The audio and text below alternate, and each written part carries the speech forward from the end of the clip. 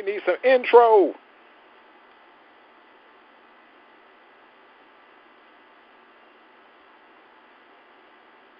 Or maybe we don't.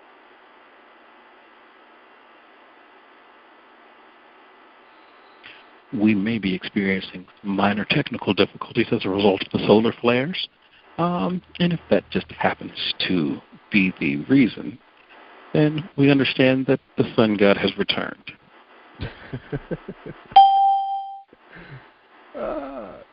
Kenneth, you up? Where you at? Be that as it may. Welcome, UI, to the inaugural run of yours truly, Jalal Tariq, hosting the daily podcast show where those among us that have something to say will sit down and say something. Some of it you're going to agree with it, some of it you're going to disagree with. But we are going to say what needs to be said. Joining me all today is Mad Joe, Madison Joseph, Patrick Irvine in the back on the ones and twos. I got Genuine Dime on. And I think somebody else beeped in. I think that might have been Erica. Was that you, Erica?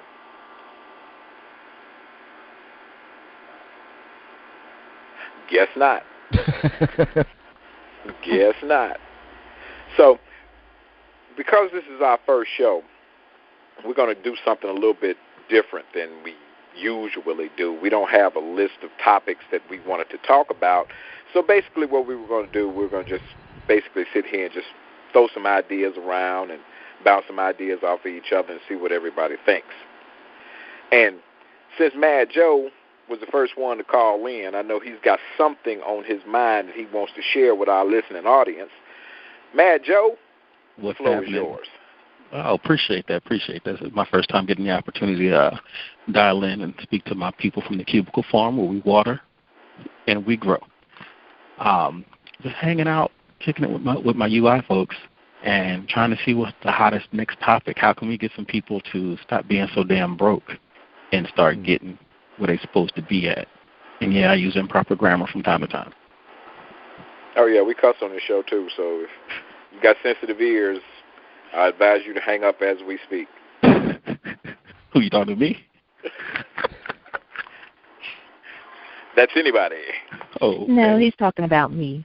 Oh, I'll be on my best behavior then. No, you guys are fine. I understand. I don't understand. Well, hey. So, no, I don't have a specific go at it. I'm just trying to figure out how we can get more people to do the thing necessary and occupy some of these positions that they're complaining about, i.e., the government positions, go to work where you love to work and get the job you love to have and make a difference in your community type of stuff. That's what I'm thinking about today. Okay. That makes a lot of sense because we have been, over the last few months, beating the drum kind of loudly when it comes to economic empowerment amongst our people. And I think what a lot of people do is they misunderstand us when we say that the only ones that we're really concerned about right now is us, and they think that necessarily means that we are anti-other groups, and that's not the case at all. It's the fact of the matter is if one group is the hungriest, then that's the group that needs to be fed the quickest. Mm-hmm. And us as black people have traditionally looked at finance with kind of a side eye. We know it exists. We know we have to have it in order for us to live our everyday life. But on the other side of that coin, too, to us, money is a means to an end. Whereas in other more economically successful groups, money is an end to a means. And there's a difference between the two. So I'm with you. You know, I've always thought that what we need to do is we need to take stock of our immediate surroundings, wherever we may live, and we need to fill some of those niches and some of those spaces that have been traditionally held by others who come into our community, who take our hard-earned dollars and take it back to their community. So I implore everybody, look around your community and say, okay, what do we need? And if there's something that we need, if it's a cleaners, for example, there's no black cleaners anymore. If it's a dry cleaner, you be the one, open that dry cleaning shop. And as others look on that situation, they have different ideas, go out and fulfill that dream. Make us economically self-sufficient of other groups. I think that could happen. The only issue I'm seeing is that there's so much other stuff clouding the airwaves, right? This thing called UI has been built from the ground up. It's gotten massive, and it's still got some more growing that is going to happen organically. But once we start taking out some of the non-useful information, the stuff that we actually need to get where we're talking about, will bleed through, right? Who's teaching folks about these concepts? Who's coaching on this? Who's training on this? Who the hiring managers that say these are the things that's necessary that are absent? Identifying the actual resources available is going to be critical, crucial. It's going to be to our detriment if it doesn't happen. But right now we've got to identify who, what, when, where, and why, so that we can start putting people in places, because we have these things called human resource offices who've only treated us like a resource up until now. Now it's time to treat us as if we are, our own best resources. GD, you got anything to add to that?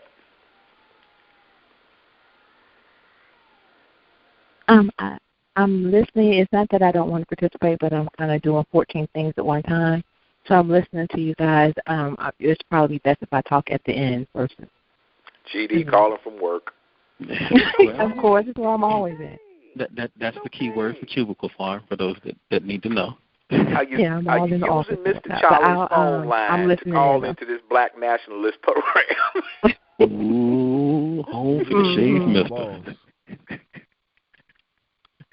Patrick, I know you said that you didn't want to really do anything but run the board in the back, but what do you have to add to that discussion? What do you think we should do? I mean, I agree with Madison completely in that we do need to start understanding that the greatest resource for any corporation, for any culture, for any community is the human resource.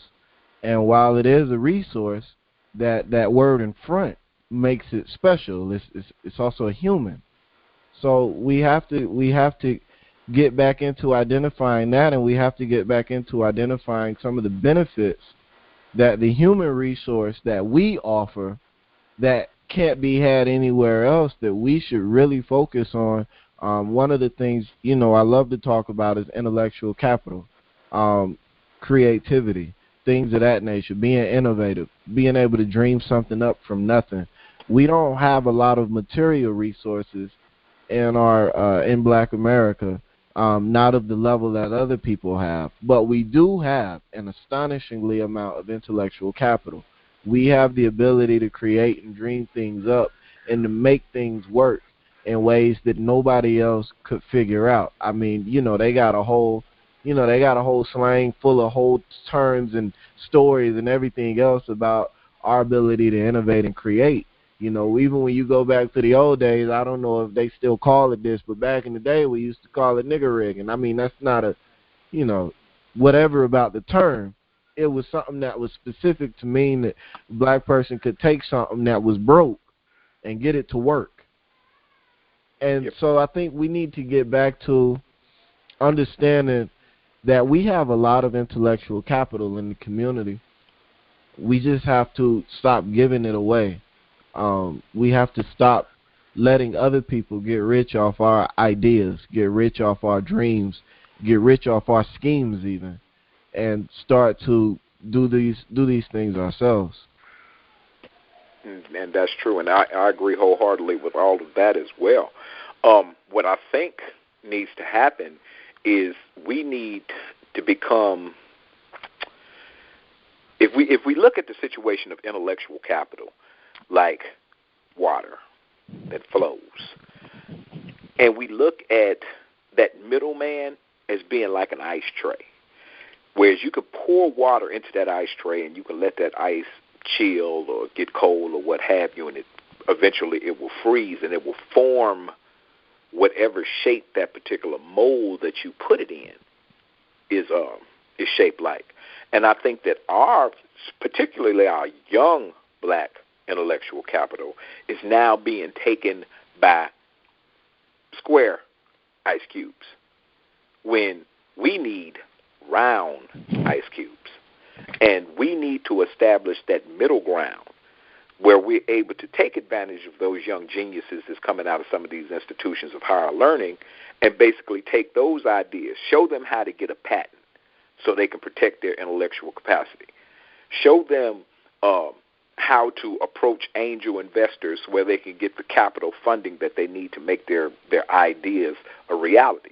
And I think that's something that's sorely missing among us. Every other group has that specific group of people that's all they do is go around and look for good ideas and invest in those good ideas. We are the only ones who basically, we breed our children from an early age. I wouldn't say breed, but we raise our children from an early age to be employees and not employers. Because if you think about it, what's the main message that you get from television, that you get from movies, that you get from mainstream media? Go to school. Why should I go to school? To get an education. Why should I get an education? So you can get a good job. When we should say, go to school, get an education, so you can provide jobs. That's the new conversation, though. And it may be that I'm that weird because people look at me crazy, but that's the discussion. That's an everyday conversation for me, right?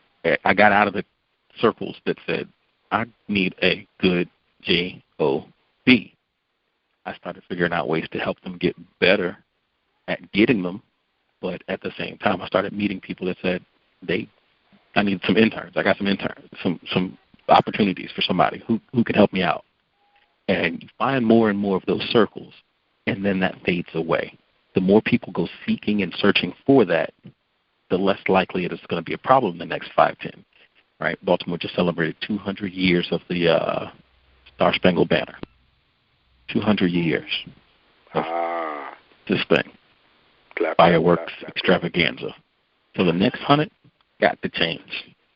The landscape there needs to change so that the celebration needs to change with some chicken wings. There you go. Let's shift gears. I got a question. Why do we not promote, not just us as UI, but why do we not, as basically black intellectuals, period, not promote the speeches, the books, the op-ed articles of Dick Gregory? I don't know. Let me go back a little bit. I don't know how many people remember. Well, none of y'all probably do because I don't think any of y'all are quite old enough. But back in the late 1950s, to the mid 1960s or so, Dick Gregory was one of the funniest stand-up comics in America. And you had two basic sets of people doing comedy at that time. You had the Red Foxes, who was doing the more ribald, the more raw, the more, profane type of comedy, which led to the Richard Pryors and the Eddie Murphys or what have you.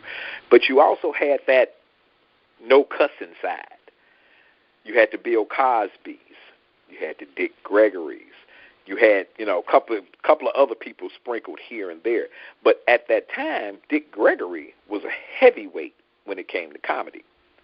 And somewhere around 1970, 1971, it's like a light bulb came on in that brother's head. And for the last 40 years, he has been flying around the world talking about the injustice that exists in America. And if you think about what some of the, you see a clip here, we might, throw something on the page, or some of us might be members of groups that throw things onto the page from time to time. But I think that we should be pushing that brother a whole lot more than what we do, because he's raw. He ain't going to, that's why you never see him on TV, because he's not going to pull no punches. He's not going to tell you what you want to hear. He's going to tell you what you need to hear. What are y'all thoughts about Dick Gregory? I'm going to tell you one in one couple of seconds. After he gets his laugh off. That's all I got to say. He's so raw, it's funny. He's so funny, it's raw. That is true. Yeah, that's very true. I sat there and listened to him and Paul Mooney have a discussion. Man, where they been? Where's the next generation of that? See, we have Dave Chappelle kept it real enough to get pulled off the air and roll out of the country for a bit. We have some other folks who are on some esoterical stuff that's so freaking crazy. Most folks won't catch it for another 3 years. But the young cats, it just doesn't exist as much right now. I think the Dick Gregory's and Paul Mooney's, I think they got their hands on some of the younger generations and started lining them up and saying, this is what you need to be paying attention to. And because I've heard a lot of the shows have adjusted, the Steve Harveys and all that stuff. Steve got his act together. He's on a whole other course. He's all right, but he's playing his part. He's playing his part, and that's all I'm saying. Steve, I had an issue with him at first when he went to the game show. I was like, what? But then I started seeing other things change and come full force or come full circle. So I have less of an issue with folks. But for the most part, he's just been keeping it real, running, pulling some strings like he's supposed to do. And he's been making folks wake up. Yeah, but I still think that out of today's comics, I don't think any of them are really raw enough. Because I think that as it so often happens, when one of us get a taste of the good life, we tend to want to try and protect that good life. So that kind of limits us into, in the amount that we can say. I would rather listen to a young, hungry comic that's, coming out of some of the improv or, open mic night at the local comedy club or what have you, because they haven't been spoiled by the riches that can be reaped upon them if they simply just tell the right types of jokes. And I think that money pushes these comics in a direction where they do non-offensive, safe comedy. Yeah, they'll tell a nigger joke in a minute, right? And white folks will be rolling around on the floor with tears coming out their ass, think it's the funniest thing they ever heard in their life. But tell a white man joke, and that's not a real good key to success. Let's put it like that. Right. When they were on contracts, that was understood. We didn't know the deal. But now that they're coming out of these contracts and the contract ownership has changed hands, you can start hearing this shift, right? The contracts and the ownership of the content tends to dictate, right? You hear all these whack folks telling some whack jokes. It's like, I can't believe this. And then you get to a Dick Gregory, and you're like, word, where's that been my whole life? But you'll start hearing a little bit more and more of it because you're starting to see their comedy spots pop back up. Well, yeah, mostly on YouTube. You got, there are a few. One name that pops to mind right now is Trevor Noah, the young black South African, who he does pretty extensive skits on racism and America in general, although none of it hits quite as hard as Dick Gregory's stuff does, or did, or does, or any of the other tenses of time sequence. He is, you can see it there. You can catch it if you look beneath the surface. There are a couple others, but I think those guys have been pushed to the fringe. You look at a Paul Mooney or a Dick Gregory, they've been pushed out on the fringe. It's almost like if you listen to, like if you tell somebody you're a Dick Gregory fan nowadays, they look at you like you just said you like death metal. It's kind of like, what? You like Dick? Like they're fringe elements. They're like people that are rebels enjoy listening to Dick Gregory. You got to think about that whole counterculture thing. I'm a rebel now? I mean, yeah. In a lot of people's minds, when we start thinking about people that really hit hard, people that really talk about these things, none of them are in the mainstream. They're all pushed to the fringe. And people are scared to go to the fringe, even though that's where the majority of them need to go, because that's where the majority of the information is. You know, the most powerful, potent information is always at the edge. That's why there's always the risk of falling over it into something else. But that's where you have to go to get the information that you need to get, to have the conversations that you need to have. You can't stay in the land of the safe. You got to get on the cutting edge where changes are happening, where new knowledge is being unveiled, where the darkness is being pushed back. You have to be right there where that stuff is happening to be able to benefit from it. But in this country, we've succeeded at marginalizing and intimidating people and getting people not to understand that the edge is where they need to be. So they want to play it safe. Listening to a Dick Gregory is not going to help your ego, your confidence, your self-esteem, or anything else if you aren't doing what you need to be doing. It's not going to help you. It's going to make you feel bad because it's going to make you realize you're not doing what you need to be doing. The same thing with a Paul Mooney.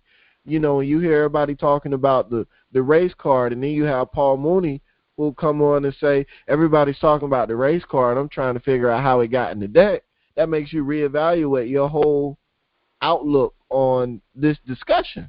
Mm-hmm. You know, so people don't want to go there. And we see the same thing with all the elders. Dr. John Henry Clark, as much as people talk about him, you rarely ever see people posting his videos or his articles. You see the same thing with Dr. Ben. Dr. Wilson wrote extensively and did an extreme amount of lectures. All of them focused on education. He was a psychologist. All of it focused on education and molding the young minds. We spent all this time talking about how we need to educate, but nobody is sharing any of his material.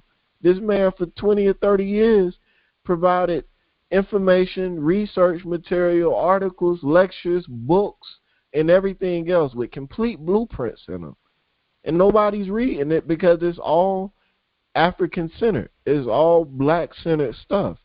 So, you know, personally, I just think everything's been fringed and marginalized, and now we've got people that are scared to step out.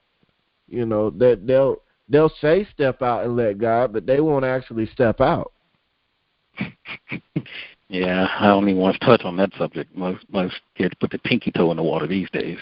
Well, and I'm not making that reference to religious people or anything like that. I'm not either. I'm just talking about folks in general. I had to clear that up. I just had to clear that up for people that are going to listen to this later and be like, why he bashing religion? I'm not bashing. I'm bashing folks scared to put their pinky toe in the water. Right, that's exactly it. You know, and that's why they got mad, because they one of them. If you go put on your swimsuit and go to the beach, at least get your feet wet.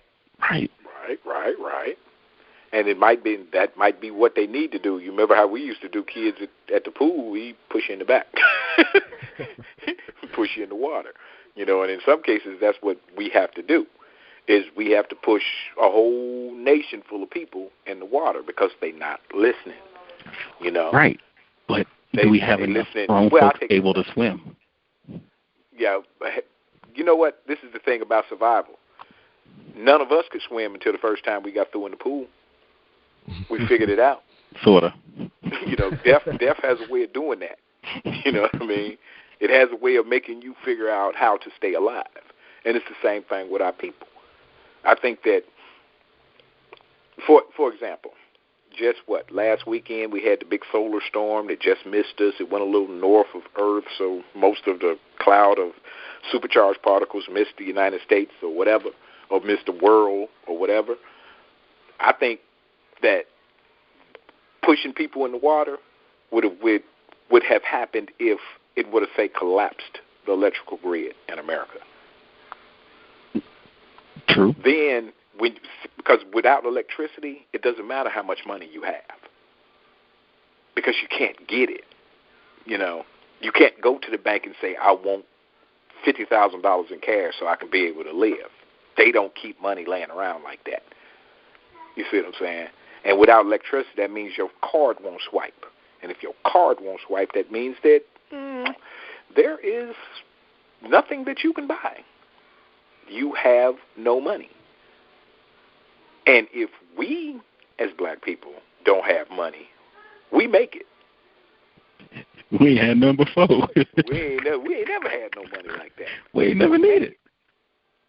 But for those of us who have progressed beyond that point where they have to worry about living paycheck to paycheck, those are the ones that you need to try and reach. That's an event that will reach those individuals, because now they got to come back and they got to say, hey, Aunt Bessie, hey, Uncle Jeff, can you teach me how to grow them carrots like you used to in your backyard? Hey, Aunt Bessie, my son got a hole in his jeans. Can you teach me how to sew? All those little bitty skills that we had long since abandoned. Because if something get broke, we go buy another one. If something gets torn, we go to Walmart, get another one. Or wherever we may shop. Neiman Marcus, okay. We go get another one. Then we find out that a lot of the things that we put so much value into are actually really kind of worthless, because without electricity, my 50-inch TV don't work. Man. Without electricity, my iPhone 6 Plus don't work. They got a plus on it now? Mm-hmm. Yeah, no, it's the big face. They got the big one. They got the big Galaxy face iPhone. Note Challenger. Oh. But they got these smartphones, right? You got me. I was trying to avoid this, but you got these smartphones. They're smarter than the people using them. The only thing you didn't learn how to grow no carrots. You can go to YouTube and find a video. You didn't learn how to balance a budget. You can go to YouTube and find a video. Your ass sat there and learned how to Dougie. The hell out of here. What good is that going to do your people, your culture, your pockets, and your wallet? Oh, I can learn how to Dougie, though. Get out of here. Hey, you know what the funny thing about it, considering that particular point? How many movies have we seen where the disaster is coming and we know that the civilization as we know it is about to grind to an immediate halt? If you really peep behind the scenes and in between the cracks of the main story plot line, there's always one white dude who's taking books and double bagging them in Ziploc bags and burying them. That's something else that we don't do. You know? They said only at the precipice do we evolve. This is a quote from the day the earth stood still. And we must not be reaching the precipice often enough. Well, we haven't reached the precipice in years. Yeah, it's been at least what? Well, if you're talking about real live biological evolution, then you're talking thousands of years. We're talking, if folks think Mike Brown was bad, wait till they see what's next. Because we didn't evolve after that. Yeah, and if you're talking, that's what I was going to say, if you're talking about psychological evolution, it's been a couple decades, at least 2 generations, maybe even 3. For black people in America, anyway. I think it hasn't shifted. All the reading and studying and interviews and whatnot that I do, I think it hasn't shifted hardly at all since. I mean, we had one little blip of enlightenment in the 60s, and then we reverted right back to the way we were. Well, not even right. We devolved further than we were in the 40s, the 30s, 40s, and 50s.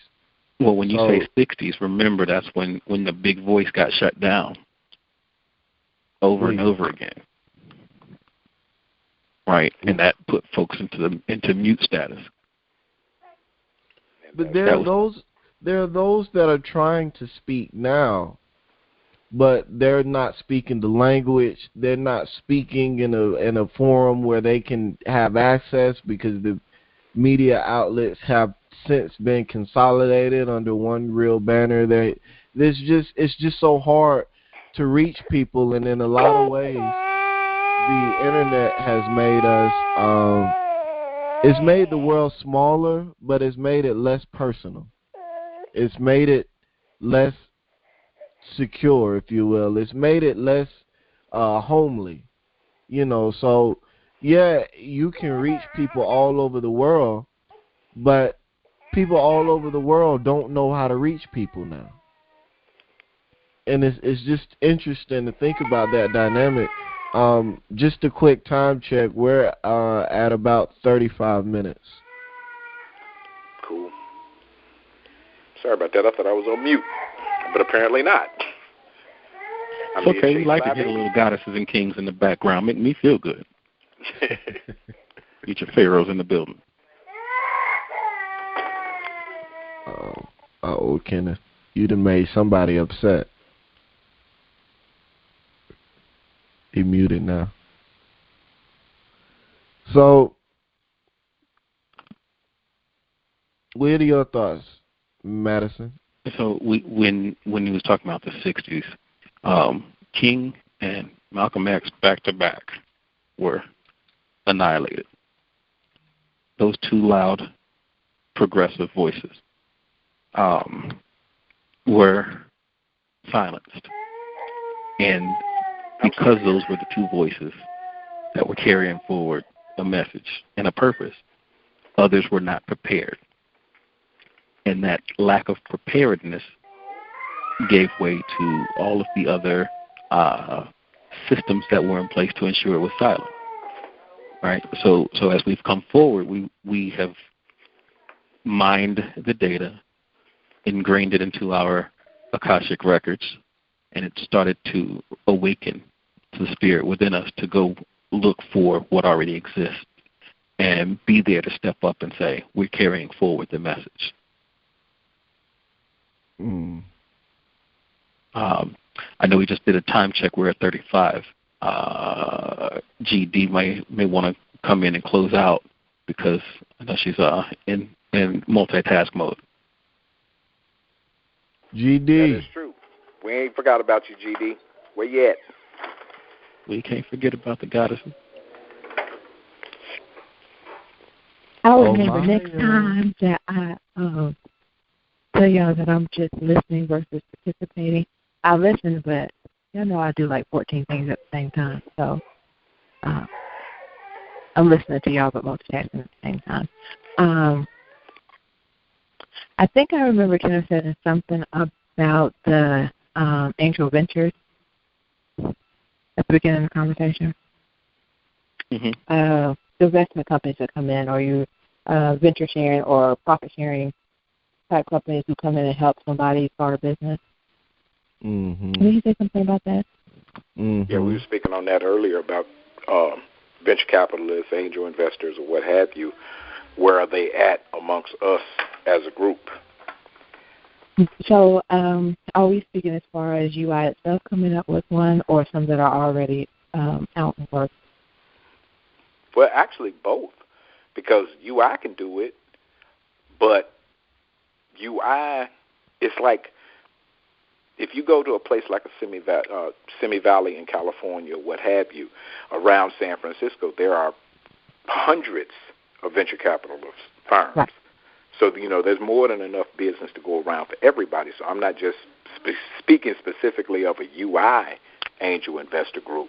I'm talking about we need a level in our society where if you are good or you have a groundbreaking idea in electronics, an angel investor group that has a background in electronics and can understand what you're talking about will be that group that funds you, right, and not necessarily a pharmaceutical company or what have you. Well, I brought that up because I know I was reading recently about a company is opening or has opened in Charlotte, and they're Black-owned. They're an angel investor company, but their specialization is kind of narrow. It's not a broad type of company. I'll have to get more information about it and share it with you guys, but I remember you mentioned that. As far as the comedian, I really have no input with that. Yeah, they'll caught me on a bad day. So you'll probably have to erase me out of the conversation. We're But live. yeah, I still too many things. Oh my God! See, I thought you were just doing a recording and then taking it after that. We don't go back and edit these. Okay. Well, no, he said we're live, so you can't even edit it. Well, y'all caught me on a bad day. I apologize for that. Next time I'll pay attention. More. That's okay. Next time we'll tighten it up a little bit more, because we kind of halfway, I kind of halfway want to apologize to the UI listening group because, this is more of an unstructured type show today because simply we didn't prepare for it. I didn't prepare for it.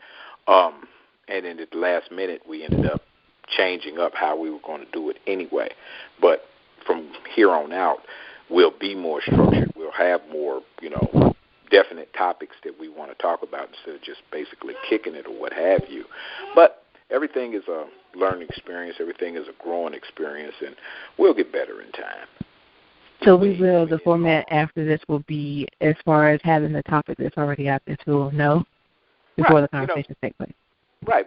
When we were on Blog Talk, which we still might go back to, we haven't figured that out yet, but when we were on Blog Talk, Jackson always, he already had things that he wanted to rant about from day to day. Right. Right. And he would basically put that out there, and because we are all basically like-minded, we all sit around and just rant on it together.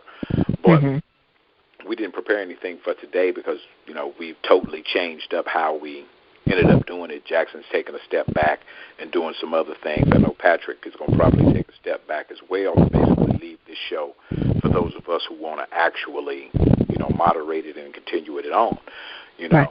And, I got a couple of people that I'm going to probably hit in the background, instant message or whatever, and ask them to be on because we have some people in this group. I don't know if you guys have noticed it, but we have some people in this group that's really kind of heavy, but they don't participate in anything.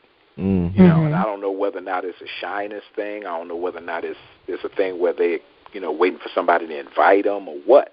But it's a couple of people out there that I want to step to and say, hey, look, come participate. You ain't got to do it every day, but, come share some of these thoughts that you got, with the general UI audience. Because it's different. When you're reading something, it's easy to get distracted and go off and do whatever, and you might come back to it, you might not. But people have a tendency of, when they listen to a show that interests them, they have a tendency of concentrating on what they hear. So, I think that's a direction that we need to go in as well.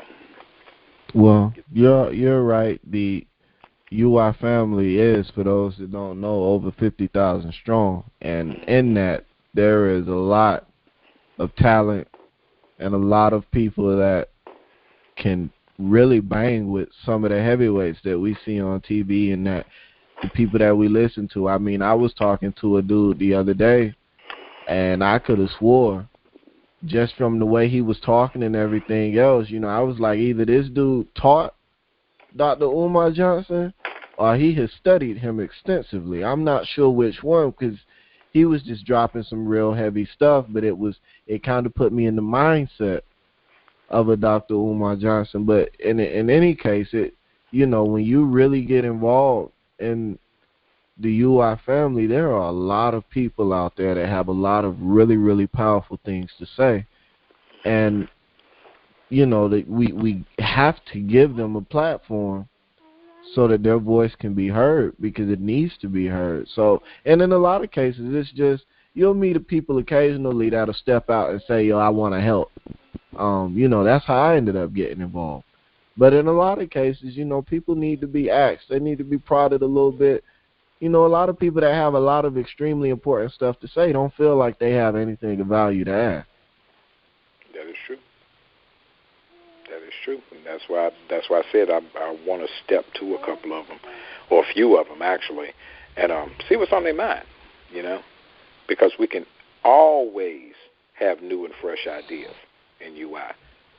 Because we don't, unlike some groups, we don't claim to be the know-it-alls. We don't claim to have a corner on the market on intelligence or good ideas or good social strategy or what have you. We're always looking to improve and evolve, because 10 years from now, people might be saying, Jalal made a whole lot of sense, but that was That was all right for back then, but it's 2024 now, so, what he talking about ain't nothing. That dude still remember when, cars had AM radios.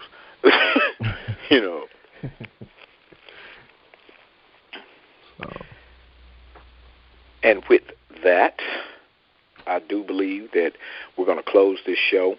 And before I close, as always, we ask that you go to Urban Intellectual/donate.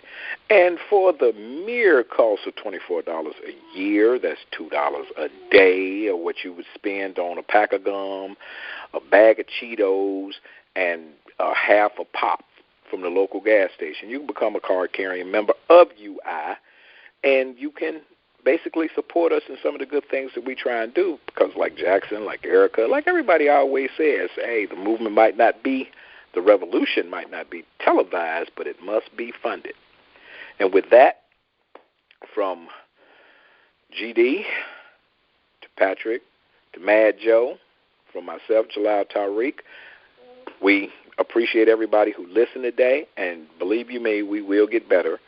This was kind of slow. This is a filling out type process, but we will get better. And with that, UI is saying peace out.